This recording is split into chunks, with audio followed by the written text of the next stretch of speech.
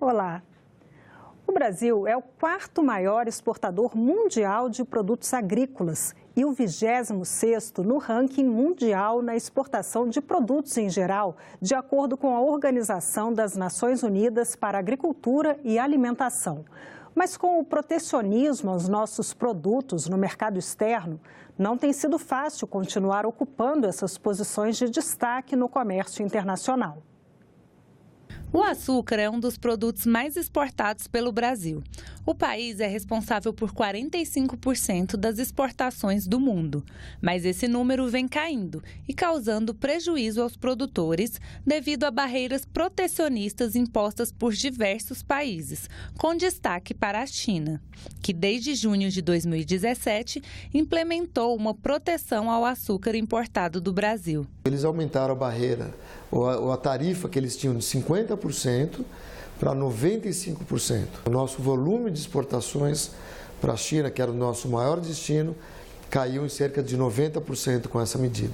Um mapeamento feito pela Confederação Nacional da Indústria, a CNI, revelou que as empresas e produtores do Brasil têm enfrentado 20 barreiras à exportação, impostas por outros países no comércio internacional. São colocadas barreiras técnicas e sanitárias, cotas tarifárias e, além disso, são concedidos subsídios para beneficiar empresas locais. Não dizem respeito a impostos de importação, a tarifa, mas a outros elementos que acabam restringindo o fluxo comercial e a competitividade e acesso a terceiros mercados para os produtos brasileiros. Renata destaca a importância do sistema eletrônico de monitoramento de obstáculos às exportações. O Sem Barreiras foi criado como canal de diálogo com o governo federal para tratar de medidas externas que dificultam a venda de produtos brasileiros aos mercados internacionais. Um apoio oficial para a negociação entre governos, né? Antes de se pensar em um contencioso na Organização Mundial do Comércio ou em uma medida mais drástica, como deixar de exportar e desistir de um mercado. O diretor da União da Indústria de Cana-de-Açúcar disse que já houve tentativas de negociação com a China sem sucesso. O próprio presidente Temer esteve com o presidente chinês na reunião dos BRICS no mês de julho, na África do Sul, e não houve qualquer tipo de avanço. O presidente da Agência Brasileira de Promoção de Exportações e Investimentos, Apex Brasil, ressalta. É preciso fazer uma abertura inteligente, sempre focada nos interesses nacionais e buscar acesso a mais mercados no exterior. Precisamos continuar fazendo negócios com todos os países do mundo, mas protegendo a economia brasileira. O governo tem até a próxima sexta-feira, dia 31 de agosto, para enviar ao Congresso Nacional a proposta para o orçamento da União de 2019. Os números não estão fechados, nem serão definitivos. Mas uma coisa é certa, o presidente que assumir o mandato em janeiro vai receber o orçamento mais apertado dos últimos 10 anos. Quem está aqui no estúdio com a gente para falar sobre esse assunto é a nossa colunista de economia, Antônia Márcia Vale. Olá, Antônia. Olá, Eni. É isso mesmo, não vai ser fácil não. Para a gente acompanhar um pouquinho melhor esse processo de construção do orçamento do país, é preciso lembrar que em julho o Congresso aprovou a Lei de Diretrizes Orçamentárias para 2019, a LDO.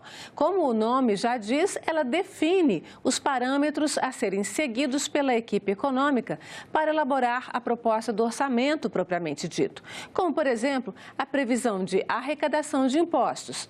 De forma muito simplificada, o orçamento traz a distribuição dessa arrecadação, como o governo pretende usar esse dinheiro do contribuinte. A LDO trouxe a estimativa de arrecadação de 1 trilhão e 540 bilhões de reais para o ano que vem. Agora, apesar da previsão de arrecadação, o governo já tem muito mais despesas previstas do que vai arrecadar, não é, Antônio? É verdade. Nos últimos anos, na verdade, desde 2014, o governo vem tendo déficits. Esse orçamento, ele deve ser comprometido com despesas que já estão previstas na legislação, como educação, saúde, segurança, previdência e com o pagamento dos juros da dívida interna.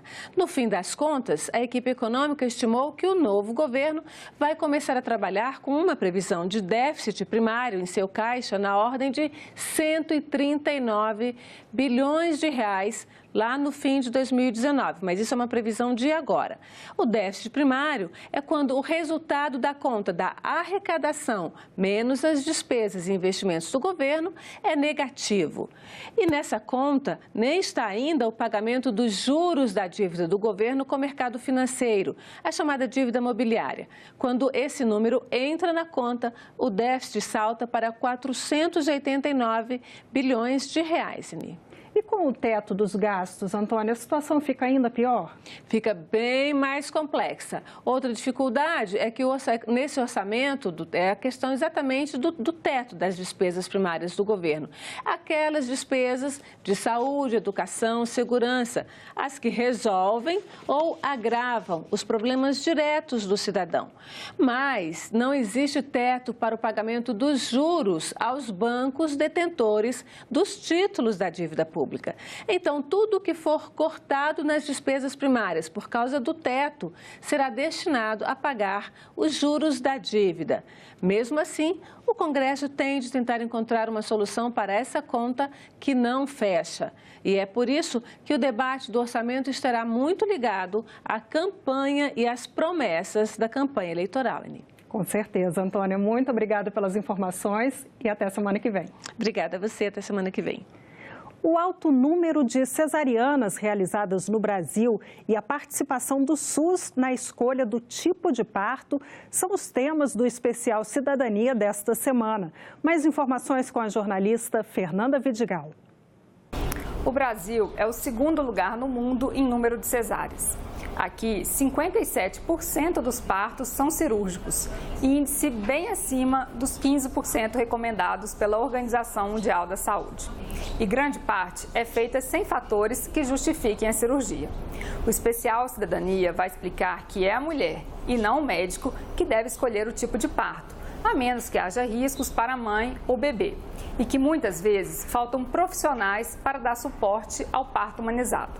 A reportagem de Aline Guedes revela também ações do SUS para reduzir o número de cesáreas sem necessidade.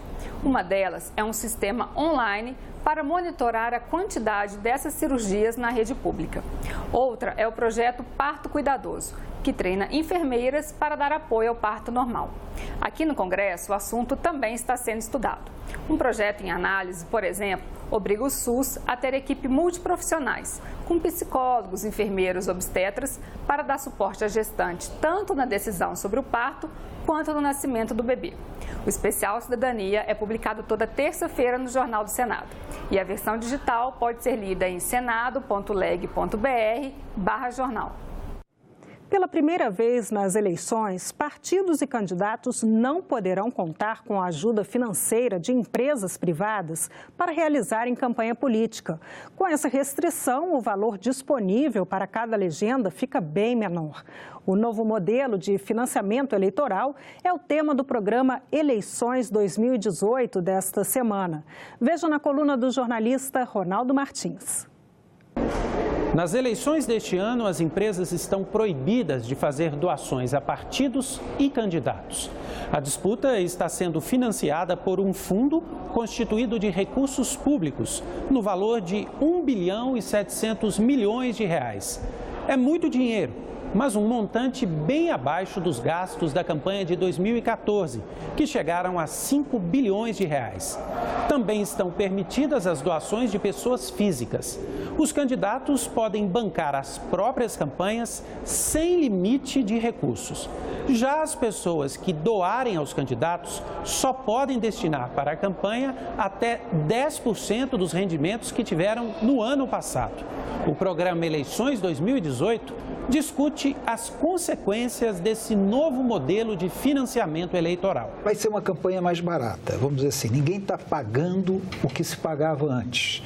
Para os profissionais de campanha, para os marqueteiros, para fazer os programas de televisão, para organizar as redes sociais, ninguém está pagando o que se pagava antes. A internet, por outro lado, vem favorecendo, sobretudo os partidos menores, para que eles possam também mostrar suas ideias e refletir à população a linha que pretendem desenvolver. O direito à moradia é um direito constitucional e, mesmo assim, muitos brasileiros não têm acesso à casa própria por conta do preço, da dificuldade de locomoção e de vários outros fatores. Mesmo com programas como Minha Casa Minha Vida, o déficit habitacional é grande.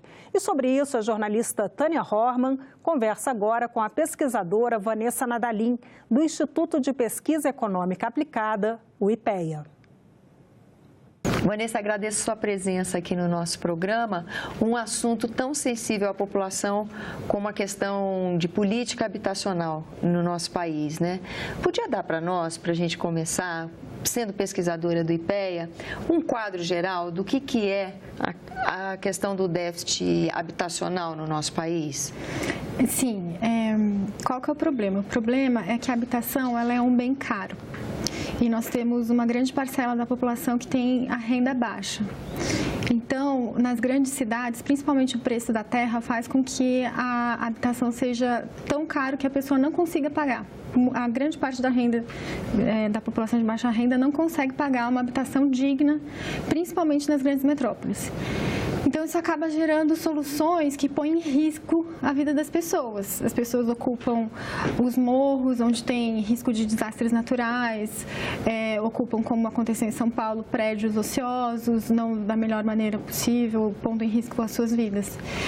E muitas vezes também vão para a periferia das cidades, onde você tem terrenos que não têm acesso ao saneamento e fica muito longe da cidade, gasta muito tempo nesse transporte público indo e vindo e fica longe das oportunidades que existem na cidade, tanto de emprego quanto de acesso à cultura, educação, que afeta muito a capacidade de mobilidade espacial, mobilidade social dessas famílias, né? Muitas vezes você vai para uma cidade grande porque você quer melhorar de vida e aí fica cada vez mais difícil. Quais são as estratégias que se pensa para solucionar o problema? As estratégias, elas mudam muito de um governo para outro? Não, as grandes estratégias não tem erro. Ou você suplementa a renda das pessoas que têm renda baixa para que elas consigam comprar uma unidade, né? Ou seja, você dá um subsídio. Ou, o que foi muito feito no passado, o próprio governo produz unidades habitacionais para conseguir abrigar todas as pessoas que precisam. Subsidiar, por exemplo, o Minha Casa Minha Vida? O Minha Casa Minha Vida é uma estratégia nesse sentido. A faixa 1 do Minha Casa Minha Vida, que é até 3 salários mínimos, 90% é financiamento, é subsídio do governo para as famílias. Como é que acontece a relação entre os entes federativos, União, Estado e Município, na gestão desse problema ou dessa questão que é a política habitacional, né? Esse é um grande complicador do problema, porque o conhecimento local ele é muito importante para você fazer uma solução que realmente funcione. Então, a execução da política é sempre de cunho muito local, mas perpassa todos os níveis, as esferas, e o governo federal tem um papel importante. A legislação brasileira é muito boa, ela é muito elogiada na ONU, o Estatuto das Cidades, o fato de ter na Constituição Federal a moradia como um direito humano sempre foi muito elogiado, e isso está dentro do âmbito do governo federal. Então, o governo federal tem o papel de dar esse apoio para as prefeituras, para que eles tenham capacidade de fazer uma política urbana que seja realmente efetiva. Pegando aqui esse gancho da nossa legislação tão elogiada, né? O Estatuto e a Constituição, a maneira como a Constituição trata a questão habitacional. Bom, isso é um indicativo de que política habitacional é uma questão de Estado e não de governo? Sem dúvida, sem dúvida. Eu acho que o tamanho do problema, né? A dimensão do problema da questão habitacional, a dimensão da quantidade de recursos que são necessários para conseguir fazer frente a esse problema. Mas aí existem dois problemas: o problema urbanístico e habitacional e o problema do pacto federativo, qual é o papel de cada ente, como que se dá a distribuição dos recursos entre cada um dos entes. A gente sabe que o Brasil está precisando repensar também o seu pacto federativo. Então, o problema urbano está inserido nesse outro problema do pacto federativo. E dessa perspectiva, o que seria o ideal dentro do pacto federativo? Na sua opinião, que é uma pesquisadora da área, qual seria a dinâmica mais eficiente na gestão da política pública habitacional? Eu acho que tem que ter as duas coisas. Eu acho que tem que ter o recurso local... Os três, União, Estado e município, têm que estar envolvidos? De preferência. Por quê? Desculpa te interromper tanto, não, principalmente por causa do conhecimento local, da realidade local de cada município. Mas existe se houvesse o repensar do Pacto Federativo, a gente veria que as atribuições dos municípios são muito grandes, a Constituição Federal fez isso, fez uma descentralização, mas o grande imposto local, que é o IPTU, ele ficou para trás. Então, a gente precisa repensar o papel do IPTU. Por que ele ficou para trás? O que aconteceu? Porque as câmaras de vereadores não querem legislar sobre as novas plantas genéricas de valores, que o valor está bem defasado, então a gente paga pouco IPTU. Isso é um ponto, a gente paga pouco IPTU, faz comparação internacional, a gente paga pouco IPTU. É mesmo? E o IPTU é um bom imposto de ser tributado e é um bom imposto para financiar as melhorias urbanas. Isso é uma estratégia, vamos dizer, é um consenso. No mundo inteiro é assim. Não tem dúvida nenhuma de que é muito ruim para a nossa sociedade a gente ter um IPTU baixo. Sei. Né? Então, eu acho que precisa ter tem que melhorar a capacidade de financiamento local, porque as políticas locais têm que levar em consideração esse conhecimento local, mas ao mesmo tempo você tem as diretrizes federais que são importantes porque você tem a capacidade do governo federal de entender os problemas, técnica, de dar o suporte de capacitação para os agentes locais, mas ao mesmo tempo, na minha opinião, o problema habitacional é um problema tão grande, envolve um volume de recursos tão grande que o município não ia dar conta sozinho. Então você precisa da ajuda do governo federal para dar conta desse problema. Entendi. Qual é o papel do Ministério das Cidades nessa formulação, manutenção dessa política pública, né? O Ministério das Cidades, ele foi criado, houve o movimento da reforma urbana, né, quando a habitação foi incluída como direito humano na Constituição de 88, houve o movimento do Estatuto das Cidades, que é essa legislação muito avançada, e depois houve a criação do Ministério das Cidades. Então, o Ministério das Cidades propõe uma série de políticas urbanas que são avançadas, que lidam com a complexidade da realidade urbana, mas ele foi atropelado pela proposta do Minha Casa Minha Vida, que, na verdade, até nasceu na Casa Civil como um programa anticíclico de estimular a economia. Mesmo assim, ele foi importante porque a gente tem um passivo social na área urbana muito grande, né? Ninguém duvida de que as cidades estão precisando Não estão resolvendo essa questão, né? Não estão resolvendo essa questão. Tem congestionamento, tem violência, tem uma série de problemas urbanos que estão cada vez aumentando mais. E o Ministério das Cidades, nos últimos anos, investiu um montante de recursos em termos de infraestrutura urbana que não tinha sido investido há muito tempo. E que, então, é um papel importante. Por mais que o programa Minha Casa Minha Vida tenha uma série de problemas, foi um montante grande de recursos, né, investido. E isso é importante para tentar recuperar esse passivo social. O que do nosso Estatuto das Cidades é relevante, é considerado arrojado e moderno, elogiado? Olha, tem uma questão que eu acho muito interessante, que se chama a função social da propriedade. Então, eu gosto muito, por exemplo, na questão do prédio de São Paulo que caiu, era um prédio que estava vazio e foi invadido. Sim. Ou seja, nos termos do Estatuto das Cidades, ele não estava cumprindo a sua função social de propriedade. Ele era um recurso desperdiçado, um recurso muito importante, porque ali é uma zona com muita infraestrutura. Então, os movimentos sociais, meio que para forçar o poder público a tomar uma atitude, invadiram aquele prédio e invadem muitos outros. Então, o Estatuto coloca algumas maneiras de tentar fazer com que os imóveis cumpram essa função social da propriedade. No caso, seria, por exemplo, o IPTU progressivo, você aumentar a alíquota de IPTU daquele imóvel até que fique inviável você manter aquele imóvel vazio e você dê algum uso para ele. Mas, assim, só para ilustrar, é um conceito arrojado, mas que não conseguiu ser implementado, muito menos na capilaridade dos municípios. Em São Paulo, você já começou a tentar aplicar esse instrumento, mas você vê que não deu certo, tanto que caiu o prédio.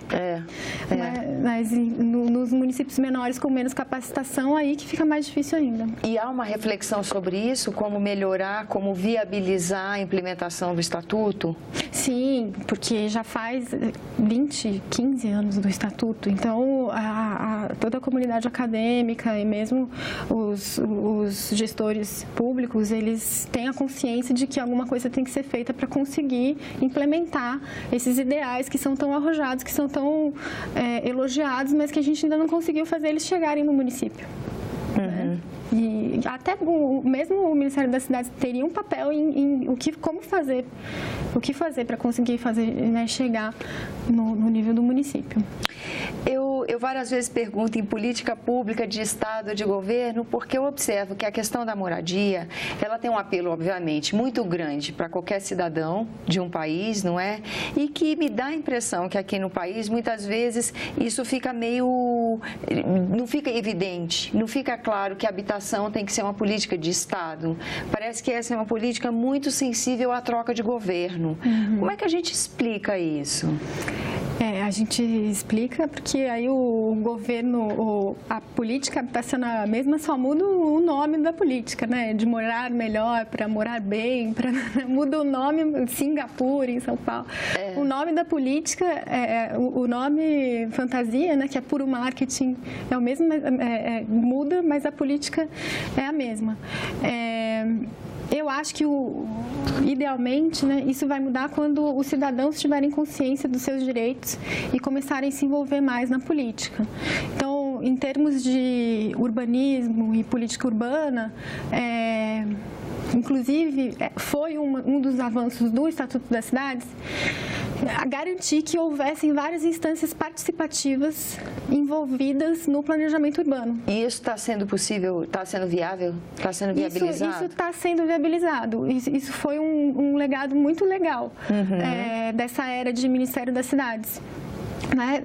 Tem o Conselho das Cidades, ter planos diretores que de preferência sejam participativos, mas todos os municípios tiveram, acima de 100 mil habitantes, tiveram que fazer planos diretores e as pessoas, e tem que ter audiência, então as pessoas têm que se envolver na discussão do plano diretor, né? Fora do âmbito urbanístico, mas o orçamento participativo, né? Se as pessoas tiverem mais transparência nos gastos municipais e locais, elas vão se envolver mais na vida pública, na vida urbana, vão saber mais do que está acontecendo, vão exigir mais, né, do administrador público. Então, eu acho que a pessoa deve entender que ela tem mais autonomia sobre esse processo todo. Eu acho que o caminho tem que ser esse, né? Nós, cidadãos, a gente tem que ter consciência de que a gente tem que procurar esses caminhos de como nos envolvermos. A área urbana, ela porque, como veio dessa parte do movimento de reforma urbana, foi daí que foi criado o Estatuto das Cidades, foi daí que foi criado o Ministério das Cidades. Já tem uma articulação social nisso, sempre, né? Teve nesse muito processo, grande, sempre teve muito grande. Então, isso tem que ser de Estado, isso não pode ser de governo. Né? Não faz sentido isso ser de governo. Isso é cidadania, não é? Cidadania. Não é uma postura, não é uma postura política, não é você ser de esquerda, você ser de direita, é você ser cidadão, você participar da política, você participar do planejamento urbano da sua cidade. Né? E nesse ponto a moradia tem um apelo, né? Porque primeiro o cidadão está muito legitimado para falar, ele entende muito bem da área que ele ocupa. Exatamente, ele tem que ser ouvido. Ele tem que ser ouvido. E é ele que vai usar e ocupar, continuar sendo ele quem ocupa, quem usa mesmo, né? Senão, quando a gente foi estudar lá lá, o Complexo do Alemão, que fizeram o teleférico, que foi uma coisa que saiu cara pra caramba, nas primeiras vezes que a gente ouvia para as pessoas falavam, isso não vai funcionar, porque as estações do teleférico iam de topo de morro em topo de morro, e eles falavam, ninguém vai querer subir o morro para chegar na estação para pegar o teleférico, todo mundo prefere descer o morro. Era uma coisa óbvia, era só ter ouvido as pessoas. Mas é quem usa, exatamente, é quem Mas ninguém usa o ouviu espaço. as pessoas. Não achavam, vai ficar lindo botar um teleférico aqui. Botaram um teleférico lá, gastaram um monte de dinheiro, não funciona. O que seria importante para os cidadãos observarem nesses debates que nós vamos ter daqui para frente, até que a gente tenha a oportunidade de escolher os próximos dirigentes, o que é importante estar presente na discussão? O que é questão que o cidadão tem que ficar atento no que diz respeito à habitação? Eu não sei se os candidatos vão deixar claro as suas propostas com relação ao tema, porque aquilo que eu falei no começo, né? Grande parte da população não tem renda suficiente para comprar uma casa. Então, não é questão de favor. Não é questão que você está fazendo um favor para aquela pessoa. Né? É uma questão de realmente direito humano. Atender a um direito constitucional. Uma condição básica. Né? Lógico que está tudo interconectado, então é um problema da desigualdade de renda do país, sem dúvida. Mas você não pode esquecer dessa parte, ou seja, você está dando subsídio para a população, não é porque você é bonzinho, porque você quer voto. Pode ser, mas o fato é que as pessoas precisam, senão elas não vão conseguir morar. E aí como é que você vai resolver o problema de tantas pessoas que estão morando em área de risco e vai chover e vai deslizar e vai cair todos aqueles barracos? Né? Como é que você faz o problema das pessoas que moram na periferia, vai trabalhar no centro, as crianças pequenas ficam largadas na periferia, a Deus dará, né? Ou seja, tipo, você tem que ter isso na cabeça, você não pode esquecer, né? Porque é muito fácil você falar assim, não, eu trabalhei tanto para comprar minha casa, por que eu vou dar uma casa para o pobre? Manda ele trabalhar. Só que, entendeu? Você tem que ter muita consciência de que realmente a moradia é um bem caro e que grande parcela da população não tem como pagar. Eu agradeço a sua presença aqui conosco. Obrigada. E nós ficamos por aqui. Você pode rever as reportagens desta edição na nossa página na internet, senado.leg.br/TV. Muito obrigada pela companhia. Continue sintonizado aqui, na TV Senado.